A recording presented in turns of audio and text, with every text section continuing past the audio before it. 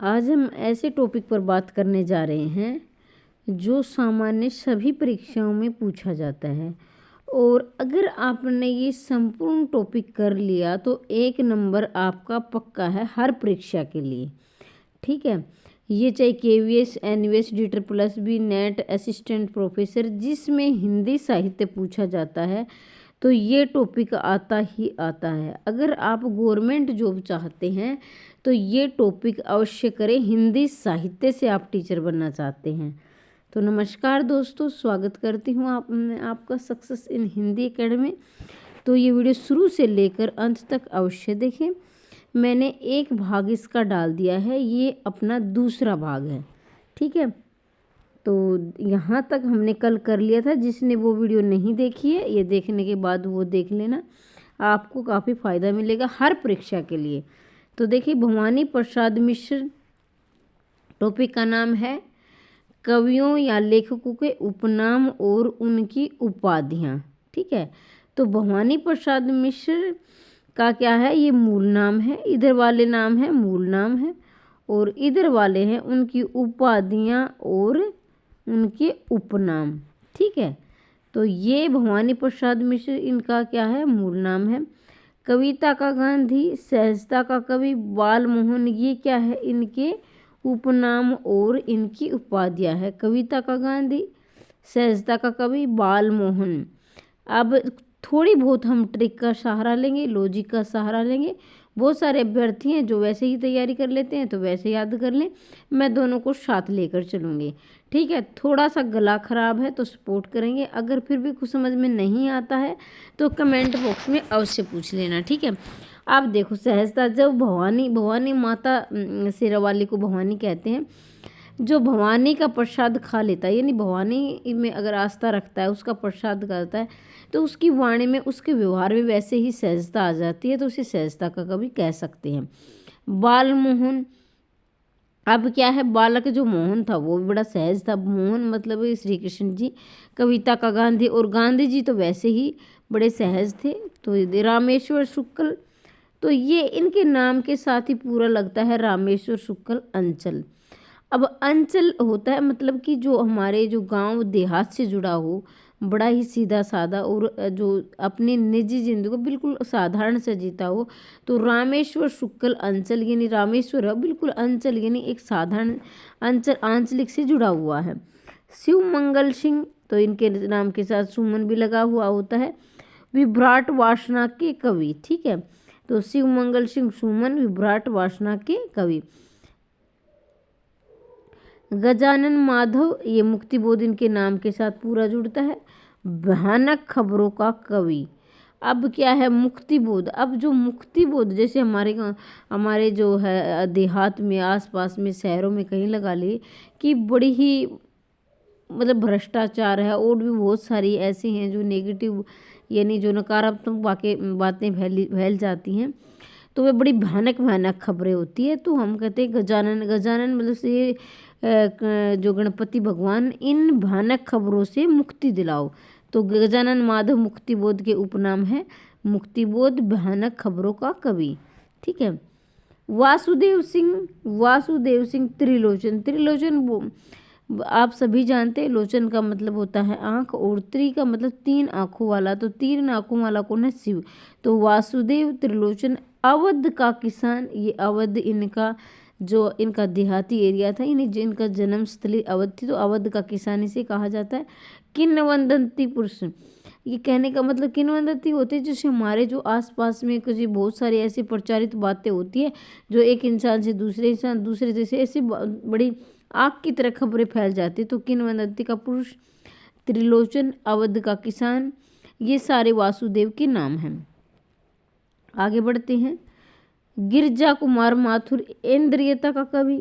गिरजा कुमार माथुर इंद्रियता का कवि। फणीश्वर नाथ रेणु, तो इनके नाम के साथ लगता है फणीश्वर नाथ रेणु। धरती का धन। अब देखिए, फणीश्वर नाथ रेणु का है, रेणु इनका उपनाम है। धरती का धन भी इन्हें कहा जाता है। और आगे बढ़ते हैं। तिरुमल राघवाचार्य, TNV राघवाचार्य, ये है रांगी राघव। मतलब कहने का अभिप्राय ये है कि ये तो इनका मूल नाम है, मतलब थोड़ा लंबा नाम है, उसको शॉर्ट में राघे राव। मान लीजिए आप में से कोई है, जैसे आपके पापा जी किसी पोस्ट पर हैं तो उनका नाम जैसे राकेश या कुछ भी ऐसा, तो आर के, ऐसे उनके जो गोत्र से बोला जाता है, आर के ये वो, आर के वो, एम के वो, तो इसी तरह ये भी है। तो राघवाचार्य का आर के राम यानी राघे राघव इसको कहा जाता है। श्री राम वर्मा मतलब अमरकांत। तो यहाँ श्री राम वर्मा एक लेखक है, लेकिन हम इसे श्री राम से जोड़कर पढ़ेंगे। तो श्री राम क्या है, अमरकांत। अब श्री राम में इतने अच्छे गुण थे, जो दशरथ पुत्र श्री राम थे, तो वो क्या है, वो अभी उनकी मृत्यु नहीं हुई, क्योंकि हम देवताओं को अमर मानते हैं, यानी उनके आचार विचार को हम अनुसरण करते हैं, उनके सिद्धांतों पर चलते हैं। तो श्री राम क्या है, अमर है, तो श्री राम अमरकांत। चंडी प्रसाद हरदेश, तो आप सभी जानते हैं जो हिंदू धर्म से संबंध रखते हैं, चंडी प्रसाद यानी जो चंडी माता है, जैसे तो चंडी हमारी माता जिसकी पूजा करते हैं, तो वो सभी के हृदय में निवास करती है, तो चंडी प्रसाद हरदेश रहेंगे। महेंद्र कुमारी मन्नू भंडारी, ये इनका शॉर्ट नेम है। मैं से महेंद्र कुमारी, मैं से मंडू भंडारी, बिल्कुल आसानी से याद कर लेंगे, ऐसी कोई दिक्कत नहीं आएगी। विशंबर नाथ कौशिक, तो जैसे मैंने अभी नाम पढ़ा तो पूरा इनके नाम के साथ कौशिक लगता है, तो इतनी आपको दिक्कत नहीं आएगी, सबको याद है विशंबर नाथ कौशिक है। और विजयानंद दुबे क्या है, विजयानंद दुबे। मैं 1 मिनट आपका लेना चाहूँगी, और ये 1 मिनट ऐसा है जो मैं ऐसी फालतू की बातें नहीं करूँगी, आपकी परीक्षा की दृष्टि से जो महत्वपूर्ण वही बातें मैं करूँगी। ये टॉपिक वैसे तो हर परीक्षा के लिए, टीजीटी पीजीटी के लिए, चाहे वो किसी राज्य की परीक्षा हो या सेंटर की परीक्षा, सभी के लिए महत्वपूर्ण है। लेकिन जो हरियाणा के अभ्यर्थी हैं, जो नेट की तैयारी कर रहे हैं, या फिर असिस्टेंट प्रोफेसर की भर्ती, जो हरियाणा में बहुत बड़ी भर्तियाँ आने वाली है, बच्चों की शिकायत रहती है कि मैम टीजीटी में नहीं आई, पीजीटी में नहीं आई, तो उनके लिए मैं कह रही हूँ कि बहुत बड़ी भर्ती आएगी हरियाणा में असिस्टेंट प्रोफेसर की, और वहाँ से ये टॉपिक आएगा ही आएगा, तो इसे आप ध्यान से करें। मैं वही टॉपिक अब लेकर चल रही हूँ, क्योंकि पाठ्यक्रम अभी नहीं दिया है, तो वो है जो सामान्य से सभी परीक्षाओं में जो आते हैं, तो वो कुछ टॉपिक ऐसे होते हैं जो नहीं बदलते हैं, चाहे कितना ही पाठ्यक्रम बदल दिया जाए तो वो नहीं बदलते हैं, चलते रहते हैं। तो अब मैं सिर्फ कॉमन जो सामान्य टॉपिक है, जो सामान्य ऐसे हैं, वो मैं लेकर चल रही हूँ। और ये अच्छा, आप टीजीटी की तैयारी कर रहे हो तो टीजीटी में काम आएगा, पीजीटी की भी दोगे तो उसमें हो सकता है DSSB की आप एग्जाम दोगे तो वहाँ भी मिलेंगे ये प्रश्न आपको, या असिस्टेंट प्रोफेसर या नेट की दोगे तो वहाँ भी आपको ये प्रश्न मिलेंगे। तो ये कम से कम आपको 4-5 परीक्षाओं में फ़ायदा करेगा ये टॉपिक, तो इसको अच्छी प्रकार से तैयार कर लें। जो पहली बार तैयारी कर रहे हैं, बाकी आपने अच्छे एग्जाम निकाले हैं, तो आप समझदार हो कि कितना महत्वपूर्ण टॉपिक है। शिव पूजन सहाय भाषा का जादूगर, शिव पूजन सहाय भाषा का जादूगर, हिंदी भूषण और शिव। देखो ये तो कोई दिक्कत आएगी नहीं, शिव पूजन इनका नाम है, तो शिव तो ये आप समझ जाएंगे, ये इसका शॉर्ट दिया गया है।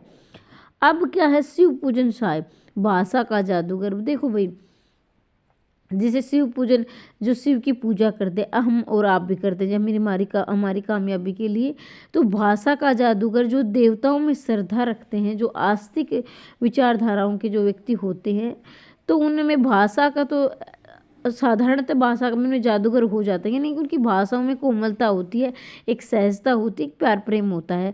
तो शिव की पूजा करने से भाषा का जादूगर भी बना जा सकता है। हिंदी भूषण, और आपकी हिंदी यानी आपकी जो भाषा भी है उसमें भूषणता यानी अलंकारिकता आ जाती है। तो शिव पूजन शायद शिव, भाषा का जादूगर, हिंदी भूषण याद कर लेंगे। आगे बढ़ते हैं। हरिहर प्रसाद द्विवेदी वियोगी हरि, गद्य काव्य का लेखक। अब गद्य काव्य क्या है, जिसमें से यानी कविताओं को छोड़कर बाकी सब, चाहे नाटक है, उपन्यास है, कहानी है, सब गद्य में आ जाती है। तो ये गद्य काव्य का लेखक भी है, वियोगी हरि भी है।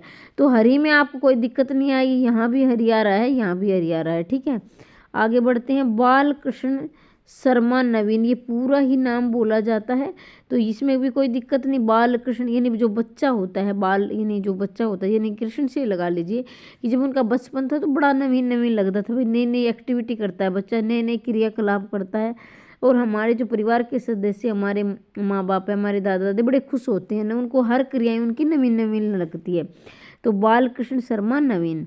आगे बढ़ते हैं, सूर्यकांत त्रिपाठी निराला सभी जानते हैं, ये कोई ऐसा नाम नहीं है जो नहीं महाप्राण बोला जाता है उनको। हाँ, ये थोड़ा मैं मानती हूँ, ये थोड़ा सा नया नाम है। श्रीमान गरगज सिंह, ये थोड़ा सा नया नाम होगा, शायद आप पहली बार सुन रहे हो। श्रीमान गरगज सिंह और साहित्य शार्दुल। अब शार्दुल किसको बोला जाता है? शेर को शार्दुल बोला जाता है। अब ये बताने इनके परिचय का कोई मोहताज नहीं है। सूर्यकांत त्रिपाठी निराला यानी उनकी जो कविताएं हैं, उनकी जो भी हैं, जो उन्होंने लिखी, उनकी लेखनी जो चली है, बड़े ही क्रांतिकारी विचारों के कवि रहे हैं। तो उन्हें साहित्य का शार्दुल ने साहित्य का शेर तो वो होगा ही होगा। और महाप्राण तो सभी के प्राणों पर यानी सभी के हृदय में ये क्या है? निवास करते हैं। तो महाप्राण श्रीमान गरगज सिंह और साहित्य शार्दुल।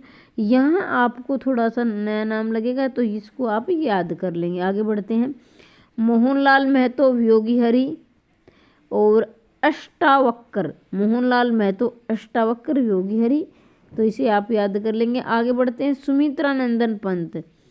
सुमित्रानंदन पंत ये सभी जानते हैं, पंत तो याद। सवर्षिद, कल्पना का लाडला, प्रकृति का सुकुमार कवि। तो ये काफ़ी बार परीक्षा में बार बार पूछा गया है, इसे तो आप बिल्कुल ना भूलें। प्रकृति का सुकुमार कवि। अब प्रकृति, सुमित्रानंदन पंत ने प्रकृति के बारे में, प्रकृति प्रेमी बहुत रहे हैं। ये किसी बेल पर, किसी जैसे कोई बेल है तो उस पर इन्होंने कविताएं लिख दी, कोई पेड़ पौधा है उस पर इन्होंने कविताएं लिख दी। तो याद रखेंगे, प्रकृति से बहुत प्यार करते थे। तो प्रकृति का चितेरा कवि भी कहा जाता है, यहाँ नहीं दिया गया है, चाहे प्रकृति का सुकुमार लगाए, चाहे प्रकृति का चितेरा कवि भी इसे बोला जाता है। कल्पना का लाडला, साहित्य जो प्रकृति पर जो कविताएं लिखेगा या कहानी लिखेगा जो भी है, तो ज़्यादातर कविताएं ही बनती हैं। तो कल्पना तो उसमें जाहिर सी बात है, कल्पनाओं की तो उसमें भरमार होगी। अभी किसी बेल को लेकर लगा लीजिए कि किसी बेल का किसी नायिका से वर्णन कर दिया जाता है, तो कल्पना का लाडला यानी कल्पना में का लाडला यानी कल्पना में बहुत भरपूर इनकी कविताएं रही हैं। सवर्षिद और गोसाई दत्त पंत, अप्सरा लोक का कवि। अप्सरा लोक का कवि। अब अप्सरा कहाँ से आती है? ऊपर से आती है। तो कल्पनाएं भी ऐसी होती है जो ऊपर ऊपर चलती हैं। प्रकृति भी क्या है? ये ऊपर ऊपर, जैसे कोई प्रकृति में हम कल्पनाएं करते हैं। तो इसमें देखिए जुड़ रहा है अप्सरा लोक का कवि या कल्पना का लाडला, प्रकृति का सुकुमार, एक दूसरे से ये जुड़े हुए हैं। गोसाई दत्त पंत। भगवती चरण वर्मा इसमें रहेंगे सवर्ती के कवि। भगवती चरण वर्मा सवर्ती के कवि। जनार्दन प्रसाद झा द्विज। जनार्दन प्रसाद झा द्विज और विद्यानिवास मिश्र, जिसमें भ्रमरानंद परम्पराजीवी। विद्यानिवास भ्रमरानंद परम्पराजीवी। अब विद्यानिवास यानी कि क्या है? जो विद्या हमारी क्या है, वो परंपराओं से हमें जोड़ना सिखाती है। अब आपके मन में सवाल हो सकता है, कोई अभ्यर्थी ये कहे कि जो विद्या है वो परंपराओं में नहीं आगे बढ़ना सिखाती। तो कुछ परंपराएं ऐसी हैं जैसे हमारे बुजुर्गों का सम्मान करना सिखाती है, हमें मानवता का भाव सिखाती है, प्रकृति से प्रेम करना, जीव जंतुओं से प्रेम करना सिखाती है। तो वो परंपराएं कोई पुरानी नहीं होती, वो तो क्या है, उससे तो हमें जुड़ना ही रहना चाहिए। से हम आज बच्चे हैं, जवान हैं, बूढ़े हैं, तो ऐसी परंपराएं तो हमेशा जीवित रहनी चाहिए। तो विद्या अगर चाहते हो तो परंपराओं के साथ जीना पड़ेगा। भ्रमरानंद, ठीक है, ये भी नहीं कहा। आनंदीलाल जैनेन्द्र उत्तर भारत का हरिश्चंद्र। आनंदीलाल जैनेन्द्र उत्तर भारत का हरिश्चंद्र, माफ़ी कीजिए शरतचंद्र है भाई ये। हरिवंश राय बच्चन के बारे में, बच्चन तो सभी जानते हैं, हरिवंश राय। जनता के कवि, 6 रोमांस के कवि। हालावाद, तो ये हालावाद के प्रवर्तक रहे हैं, सभी जानते हैं। ऐसे हरिवंश राय, ऐसे हालावाद, इसमें कोई दिक्कत नहीं आएगी, है करके आप याद कर सकते हैं। अब बच्चे, जो हरिवंश राय बच्चन इनके नाम के साथ जो बच्चे होते हैं वो जनता के कवि यानी पूरी जनता के दिल पर राज करते हैं। जो बच्चे सभी को अच्छे होते हैं, सभी को प्रिय लगते हैं। 6 रोमांस का कवि। अभी 6 रोमांस मतलब 6 का मतलब होता है गिरना, रोमांस का कवि। अभी क्या है, बच्चे होते हैं तो वो रोमांस को क्या जाने, तो 6 रोमांस का कवि, जनता के कवि, हालावाद कवि, याद रखें। केदारनाथ मिश्र, केदारनाथ मिश्र प्रभात। अब केदारनाथ में से लगा लीजिए कि केदारनाथ जगह का नाम है जहाँ भोले के दर्शन करने के लिए लोग जाते हैं। तो केदारनाथ में कहाँ कब जाना है? प्रभात, यानी सुबह सुबह जाना है। महादेवी आधुनिक मीरा, तो ये बहुत बार आया है। आधुनिक मीरा किसे कहा जाता है? महादेवी वर्मा को आधुनिक मीरा कहा जाता है। और हजारी प्रसाद द्विवेदी, व्योमकेश 20वीं शताब्दी का बाणभट्ट, वैद्यनाथ द्विवेदी, तो 20वीं शताब्दी का बाणभट्ट से जो इनकी तुलना की गई है, जो संस्कृत के कवि रहे बाणभट्ट, तो ये क्या है? हजारी प्रसाद द्विवेदी को 20वीं सदी का बाणभट्ट कहा जाता है। व्योमकेश वैद्यनाथ द्विवेदी, इनके साथ द्विवेदी, तो देखो द्विवेदी हो जाएगा। रामधारी सिंह दिनकर, समय सूर्य, ऐधरे का कवि, अनल का कवि। यहाँ से आपको काफ़ी फायदा मिलेगा, ये सारे ही महत्वपूर्ण है। देख, रामधारी सिंह दिनकर तो इनके साथ जुड़ता ही है। अब दिनकर का मतलब क्या होता है? सूर्य, और यहाँ भी सूर्य आया है और यहाँ भी अनल मतलब होता है आग। तो यहाँ आपके उपनाम तो तैयार हो रहे हैं, साथ के साथ मैं आपके पर्यायवाची भी क्लियर करवा रही हूँ, ताकि पर्यायवाची आ जाए तो आपको याद रहे कि हाँ ये अनल मतलब आग का है, और अनिल मतलब होता है हवा, और अनल होता है आग। ठीक है, अनिल और अनल में फर्क जान लीजिए। अनिल होता है हवा और अनल होती है आग। ठीक है, तो यहाँ देखेंगे अनल का कवि, यानी आग, इसका सूर्य क्या है? आग उगलता है। अब देखिए, जैसे मई जून के महीने में आपने देखा होगा दोपहर में सूर्य इतनी, मतलब कोई शायद बाहर रहता हो, आग उगलता है, इतनी गर्मी होती है, तो समय सूर्य अधैर्य। तो इतनी गर्मी में क्या है? हम धैर्य खो देते हैं। तो अधैर्य का कवि, अनल का कवि, दिनकर, समय सूर्य किसके हैं? रामधारी सिंह दिनकर के नाम है, और काफ़ी महत्वपूर्ण है, ये याद करेंगे। हरे कृष्ण प्रेमी। अब हरे कृष्ण से कौन प्रेम नहीं करता? सभी प्रेम करते हैं, तो ये प्रेमी।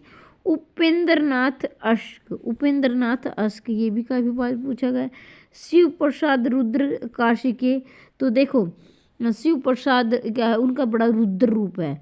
रुद्र मतलब कि जैसे गुस्सा आता है ना, तो उन्हें तांडव नृत्य आपने देखा हो करते। शिव प्रसाद मिश्र रुद्र काशी के। कैलाश सक्सेना कमलेश्वर, कैसे कैलाश कैसे कमलेश्वर हो जाएंगे? गुलेर खा सानी, सेवाराम यात्री सेरा यात्री, ये तो मनोहर श्याम जोशी कल के वैज्ञानिक हैं। मनोहर श्याम जोशी कल के वैज्ञानिक। भरत श्रीवास्तव मल्यज, अभिमन्यु अनंत शबनम, तो ये तो देख लेंगे। वैसे इतनी बार पूछे नहीं गए हैं, जहाँ पूछे गए वो मैं आपको सचेत करती हुई चलूँगी। प्रताप नारायण मिश्र हिंदी का एडिशन, तो ये काफ़ी बार पूछा गया है, इसको आप IMP लगा लेंगे। प्रताप नारायण मिश्र को हिंदी का एडिशन कहा जाता है। पुरुषोत्तम दास टंडन राजर्षि हिंदी का प्रहरी। अब पुरुषोत्तम यानी पुरुषों में जो उत्तम होगा, पुरुषोत्तम मतलब पुरुषों में उत्तम, जिसमें पुरुषों में अच्छे गुण होंगे, तो वो राजर्षि, जाहिर सी बात है वो राज भी करेगा। हिंदी का प्रहरी, उसे ही प्रहरी का काम दिया जाएगा, बड़ा ही अच्छा इंसान है हिंदी का प्रहरी, हिंदी की रखवाली करने वाला। पुरुषोत्तम दास टंडन राजश्री हिंदी का प्रहरी। आगे किशोरी दास वाजपेयी, तो ये हिंदी का पाणिनि, हिंदी का किशोरी दास वाजपेयी को हिंदी का पाणिनि कहा जाता है, ये काफ़ी बार पूछा गया है। और बालकृष्ण भट्ट को हिंदी का स्टील और माउंटेन, तो देखो बालकृष्ण भट्ट और हिंदी का स्टील माउंटेन। अब देखो जो महिलाएं हैं वो अपने जो निजी ज़िंदगी से जोड़कर देखें। कई बार हम बर्तन धोते हैं तो हमारे स्टील के जो बर्तन होते हैं, आजकल स्टील के ही होते हैं, तो गिर जाए तो भट्ट भट्ट के ऐसी आवाज़ आती है। ठीक है, तो बालकृष्ण भट्ट, तो स्टील है तो ये भट्ट लगा लीजिए कि स्टील जब गिरता है तो भट्ट भट्ट की आवाज़ आती है। बालकृष्ण हिंदी का स्टील माउंटेन। और जो बच्चे होते हैं ना बालकृष्ण, यानी जो, तो हम उसे मोंटी, ऐसे ना मोंटी टोंटे, इस प्रकार के नाम, मोंटी वगैरह नाम रख देते हैं। तो ये देखिए दुष्यंत कुमार अनुरागी गज़ल सम्राट परदेसी, तो ये काफ़ी आया है काफ़ी बार। गज़ल सम्राट तो दुष्यंत कुमार थे, गज़ल लिखते थे, तो गज़लों के सम्राट थे, और इन्हें परदेसी भी कहा जाता था, तो इनकी गज़लें बड़ी प्यारी प्यारी लिखते थे, बहुत ही आनंद आता था पढ़ने में। शरत चंद्र आवारा मसीहा, शरत चंद्र को आवारा मसीहा कहा जाता है। देवेंद्र, तो देखो देवेंद्र में इंद्र आया, तो यहाँ भी इंद्र आया है। राजा शुक्ल एक राष्ट्रीय आत्मा, यहाँ मैं एक डाउट आपका क्लियर करना चाहूँगी। देखिए, एक भारतीय आत्मा कहा जाता है माखनलाल चतुर्वेदी को, भारतीय आत्मा माखनलाल चतुर्वेदी को कहा जाता है। तो भारतीय आत्मा तो आप सभी जानते हैं, बड़ा फेमस नाम है उनका, बड़ा प्रसिद्ध नाम है। लेकिन अगर आपसे पूछ लिया जाए, बहुत सारे अभ्यर्थी हैं जिन्होंने पहली बार पढ़ रहे होंगे या पहली बार तैयारी में आ रहे हैं भाई, जिन्होंने पोस्ट ग्रेजुएट की है, तो वो ध्यान रखेंगे कि देखो राजा से ये है, रा से राजा, ये है राष्ट्रीय, यहाँ तो आपको क्लियर हो जाएगा। भारतीय आत्मा माखनलाल चतुर्वेदी हो जाएंगे। लेकिन यहाँ भी रा आ रहा है, यहाँ भी रा आ रहा है, तो यही अगर आपने ये याद कर लिया या वो याद है, तो एक भी याद है, तो दोनों आप इसे कनेक्ट कर सकते हैं। कैसे जोड़ सकते हैं? यहाँ रा है, यहाँ रा है, उसमें रा रा नहीं मिल रहे हैं। तो राजा राम शुक्ल एक राष्ट्रीय आत्मा, और भारतीय आत्मा क्या है? माखनलाल चतुर्वेदी है। आगे बढ़ते, राम वृक्ष बेनीपुरी। तो राम वृक्ष बेनीपुरी से आप देखें कलम का जादूगर। अब यहाँ देखेंगे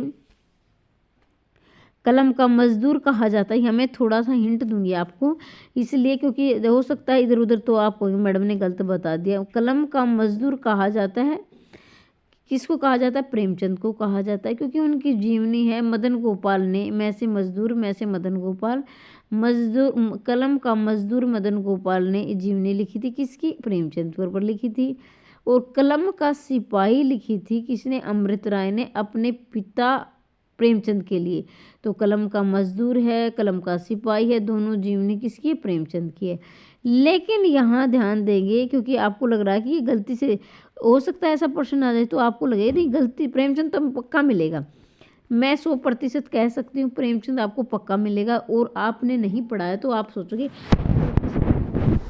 और आप ऐसा करोगे प्रेमचंद तुरंत टिक करेंगे। लेकिन मैं आज आपको हिंट बताती हूँ, ऐसी ट्रिक बताती हूँ कि आपकी ज़िंदगी में कभी गलत नहीं करोगे अगर आपने ध्यान से सुना और ध्यान से देखा तो। अब देखिए राम वृक्ष बेनीपुरी। अब वृक्षों से क्या है? कलम बनती है, वृक्षों से कलम बनती है। अब आपके मन में होगा कि वहाँ भी तो मैडम हो रहा है कि कलम, वहाँ भी तो कलम आ रहा है, तो लेकिन देखो कलम का मजदूर, मैं यहाँ से आपको जोड़कर बताऊंगी। कलम का मजदूर, मजदूर तो मैं कह रही हूँ कि जैसे मजदूर आया तो मैं से मदन गोपाल जोड़ लेना, ठीक है। कलम का मजदूर आया है तो मैं से मजदूर, मैं से मदन गोपाल जोड़ लेंगे। अब आया है कलम का सिपाही, तो यहाँ भी आपके मन में कलम, यहाँ भी तो कलम आ रही है, तो सिपाही। अब हर एक बच्चा अपने पिता को सिपाही समझता है, वो क्यों मजदूर बताएगा भाई? जो अमृत राय है प्रेमचंद के बड़े पुत्र थे, तो वो तो अपने पिता को सिपाही बताएगा, तो वो क्यों मजदूर बताएगा? ठीक है। और ना ही वो जादूगर बताएगा, तो वो तो अपने पिता को ऊंचा दर्जा देगा ना। तो कलम का सिपाही अमृत राय की जीवनी, अमृत राय ने जीवनी लिखी अपने पिता प्रेमचंद पर। कलम का मजदूर मदन गोपाल ने लिखी है उनकी जीवनी। अब राम वृक्ष बेनीपुरी का क्या है? राम वृक्ष बेनी कलम का जादूगर है। तो वृक्षों से क्या बनती है? कलम जो बनती है वृक्षों से बनती है, तो राम वृक्ष बेनी कलम का जादूगर हो जाएगा। मैं उम्मीद करती हूँ आपको समझ में आएगा, क्योंकि मैंने इसमें काफ़ी समय लिया है। महेश भट्ट बीरबल। अब ये महेश दास बीरबल, ये इनका क्या है?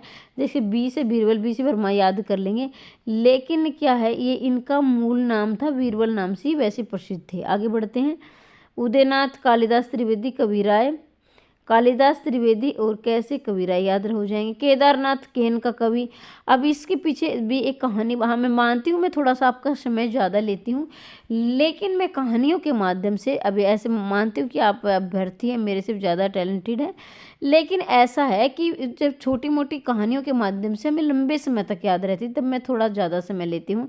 अब केदारनाथ अग्रवाल की मैं एक छोटी सी कहानी बताती हूँ कि इनको क्या है, अपने आप को, कुछ अभ्यर्थी कुछ ऐसे होते हैं जो दूसरों के, यानी परिवार को ज़्यादा समय देते हैं, कुछ कैरियर को ज़्यादा, मतलब वैसे तो सभी का अपना कैरियर होता है, लेकिन फर्स्ट प्रायोरिटी यानी प्रथम स्थान पर हम किसे रखते हैं।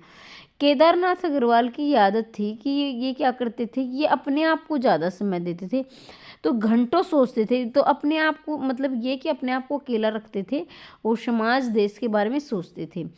तो ये केन नदी के किनारे घंटों बैठकर कविताएं सोचते थे और लिखते थे। तो जो जो केन नदी की कलकल की जो आवाज़ आती थी ये उनके कानों को बहुत प्रिय लगती थी और इन्हें घंटों बैठ कर ये वहाँ कविता लिखते थे और वहाँ समय बिताते थे। तो लोगों ने इनका ये जो व्यवहार देखा कि ये नदी के किनारे ही बैठे रहते हैं ज़्यादातर, तो इनका ये प्रतिदिन का कार्य था, इनकी दिनचर्या में शामिल था, इसलिए इन्हें केन का कवि कहा गया। केदारनाथ और केन का कवि, ठीक है। तो ये मेरे ख्याल से आप नहीं भूलोगे क्योंकि मैंने इसके पीछे एक कहानी जोड़ दी है, तो ये कहानी आपको लंबे समय तक याद रहेगी। सेठ गोविंदास कौशल नगरी, सेठ गोविंदास कौशल केसरी। तो सेठ गोविंदास ये इतना महत्वपूर्ण नहीं है, लेकिन फिर भी आप एक बार देख लेना। राम कुमार कृषक, गोपाल नाम गहमरी, गोपाल राम गहमरी। गिरधर दास गोपाल दत्त, ये तो जुड़ा हुआ है। रामनाथ जोशी, लाला ठाकुर बुंदेलखंडी, तो ठाकुर से ठाकुर याद, ये कोई आपको दिक्कत नहीं आएगी। मोटरी सत्यनारायण दक्षिण का टंडन, महाराज मान सिंह द्विजदेव और कुमार विकल धूमधर्मी कविताओं का कवि, ठीक है। कुमार नरेश तो नकेन रहेंगे, तो ये थोड़ा सा कट गया है, ये केसरी कुमार ये और नरेश कुमार ये इनके पहले पहले नाम ले लिए, नहीं जब इनके जो नाम है इनके पहले वर्ण ले लिए गए हैं, पहले पहले वर्ण से जोड़कर नकेन बना दिया गया है, ठीक है। महाराज सावत सिंह नागरीदास, ये काफ़ी बार पूछा गया, महाराज सावत सिंह नागरीदास। गिरिधर शर्मा नवरत्न, यानी गिरिधर शर्मा नवरत्न। पूर्ण शंकर शुक्ल नरेश मेहता, पूर्ण शंकर शुक्ल नरेश मेहता, याद रखेंगे। और हाँ, ये तो मैं बताना भूल गई, मैं याद दिला देती हूँ कि ये जो PDF है, अगर आपको चाहिए, जो सच्ची में सिलेक्शन लेना चाहता है मेहनत के साथ, तो देखो थोड़ी सी ज़्यादा मेहनत करनी पड़ेगी क्योंकि आजकल प्रतियोगिता का ज़माना है। अब ये नहीं कि आप 10-15 रट कर यही बार में तो मैं इतनी मेहनत क्यों करूँ, देखो मेहनत से नहीं कतराना है। अगर आपके पास इतने सारे नाम नहीं हैं तो मैं ये टेलीग्राम पर सेंड कर दूँगी, टेलीग्राम से ज्वाइन कर लें और बिल्कुल निःशुल्क, वहाँ आपको कोई चार्ज नहीं लगेगा और PDF भी मिलेगी। इसके साथ ही आप मेरे से चर्चा भी वहाँ कर सकते हो और व्हाट्सएप लिंक से भी आप अवश्य जुड़े, व्हाट्सएप का लिंक डाउनलोड करके, तो वहाँ भी आप मेरे से वॉइस कॉलिंग, किसी प्रकार का डाउट है तो आप मेरे से बातचीत कर सकते हैं। जगन्नाथ प्रसाद भानु मिलंदी, अब जगन्नाथ है तो भानु मिलंदी, अब जगन्नाथ जो जगत के नाथ है सभी उससे मिलना चाहते हैं तो मिलंदी। कृष्ण प्रसाद गोड बेढ़ बनारसी। राजेंद्र बाला घोष, काफ़ी बार पूछा गया है, IMP लगा लेंगे, याद कर लेंगे। राजेंद्र बाला घोष को बंग महिला कहा जाता है, तो देखिए यहाँ बाला आया है, यहाँ बंग आया है, तो वैसे वैसे याद कर लेंगे, ठीक है। देखो भाई, मैं तो ये कहती हूँ कि हर वर्ण तो जोड़ा नहीं जा सकता, लेकिन जहाँ जोड़ा जा सकता है वहाँ तो हमें भरपूर फ़ायदा उठाना चाहिए। मल्लिका देवी, ये साध्वी सती प्राण अबला, मल्लिका देवी साध्वी सती प्राण अबला। बद्रीनाथ भट्ट सुदर्शन। जगदम्बा प्रसाद मिश्र हित। अब जगदम्बा क्या है, हितैषी, यानी जगदम्बा है जो जग की दम्बा है, यानी माँ है जो जग की, तो वो सबकी हितैषी रहती, सबका ही चाहती है। कांतानाथ पांडे चोंच। शिवरतन शुक्ल बल्लई। हृदय नारायण, एक सेकंड, हृदय नारायण देखो ये तो बिल्कुल आसान है, हृदय नारायण हरदेश, ठीक है। रमाशंकर शुक्ल रसाल, रैसे रमाशंकर और रैसे रमाशंकर रैसे रसाल, ठीक है। तो ये रामकृष्ण शुक्ल, ये सिलीमुखी। रमानाथ सुमन रहेंगे। भुवनेश्वर माधव प्रसाद माधव। गिरजादंत शुक्ल गिरीश। तो जहाँ महत्वपूर्ण हो गए, देखिए आ तो ये भी सकते हैं, और आजकल कोई पहले होता था कि ये महत्वपूर्ण है इसी से कर ले, लेकिन ऐसा है कि आजकल बड़ी गहराई से आ रहे हैं और नेट असिस्टेंट प्रोफेसर की तैयारी कर रहे हैं, तो वहाँ तो डीपली आएंगे ही आएंगे। नारायण दास बेताब। लक्ष्मी शंकर मिशन निशंक। सदा सुखलाल नियाज, ये काफ़ी बार पूछा गया है, सदा सुखलाल का नियाज रहेंगे। गोपाल दास नीरज और गोपाल सिंह नेपाली। तो यहाँ देखेंगे आप, यहाँ भी गोपाल आया है, यहाँ भी गोपाल आया है, लेकिन जहाँ दास लगा है वहाँ नीरज है और जहाँ सिंह लगा है वहाँ नेपाली है, ठीक है। गिरजा कुमार घोष पार्वती नंदन। श्यामलाल गुप्त पार्षद। अवतार सिंह संधू पास, ये तो आपके NCERT में भी है, तो इसे आप ध्यान रखेंगे। अवतार सिंह संधू के साथ पास लगता है। कन्हैया लाल मिश्र, ये प्रभाकर लगता है इनके साथ। हजरत अली मुहिम खां प्रीतम और बख्शी हंसराज श्रीवास्तव प्रेम सखी। सरधाराम फिलोरी, ये काफ़ी बार पूछा गया है, सरधाराम फिलोरी। अब जिसमें जिसको जिसको श्रद्धा होती है, माने राम में श्रद्धा है, यानी राम श्रद्धा मतलब जो भगवान का और भक्त के प्रति जो प्यार होता है तो वो श्रद्धा होती है। तो फिलोरी, तो आजकल जो श्रद्धा आप राम को रखनी है तो थोड़ा सा तो फ्री होना पड़ेगा, यानी अपना समय निकालना पड़ेगा, फ्री होना पड़ेगा, तो फिलोरी। वृंदावन लाल वर्मा, बुंदेलखंड का चंद्रबरदाई, तो ये वृंदावन लाल है तो बुंदेलखंड की चंद्रबरदाई हो जाएंगे।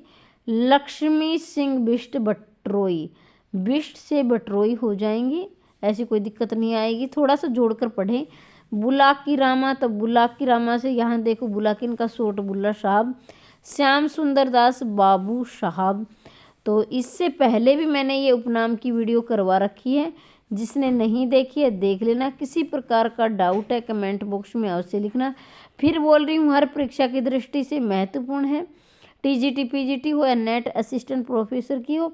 और जो असिस्टेंट प्रोफेसर बनना चाह रहे हैं तो काफ़ी लगभग 5-6 साल के बाद इतनी बड़ी भर्ती आ रही है, तो ये अवसर ना गंवाएं, क्योंकि आपको पता है कि जो टीचर की भर्ती है वो 5-5, 6-6 साल में पूरी होती है। तो आज अगर आपकी उम्र 30 साल है तो अगली बार आपकी 35-36 हो जाएगी। तो मैं ये नहीं कह रही कि मैं आपको बद्दुआ दे रही हूँ, लेकिन मैं ये आपको सचेत करती हुई चल रही हूँ कि आप सचेत हो जाइए कि 2-3 महीने में आपका भाग्य लिखा जाएगा और संपूर्ण ज़िंदगी आपकी कितनी सुनहरी होगी। आपने यहाँ तक मेहनत की है, थोड़ी सी और मेहनत कीजिए। और जो मैं प्रतिदिन करवा रही हूँ, बिल्कुल निःशुल्क करवा रही हूँ, इसका फ़ायदा उठाइए। हाँ, ये मैं आपको लग रहा है कि कोई ऐसा है जो मेरा पढ़ाने का अंदाज या कर पसंद नहीं आ रहा है, तो दिन प्रतिदिन हर इंसान सीखता है, ऐसा मैं मानती हूँ। तो मैं अपने जो करवाने के सुधार में और सुधार लेकर आऊँगी, जो कमियाँ हैं तो मुझे समय समय पर सचेत करें, और आपके साथ ही मेरे भी करियर बनेगा और आपका भी, हम सब साथ साथ चलेंगे। तो किसी प्रकार का अगर डाउट है कमेंट बॉक्स में अवश्य लिखें। कोई टॉपिक से संबंधित आपका सवाल है तो भी कमेंट बॉक्स में अवश्य लिखें। मैं चाहती हूँ इसी भर्ती में इसी साल में आपका चयन हो जाए।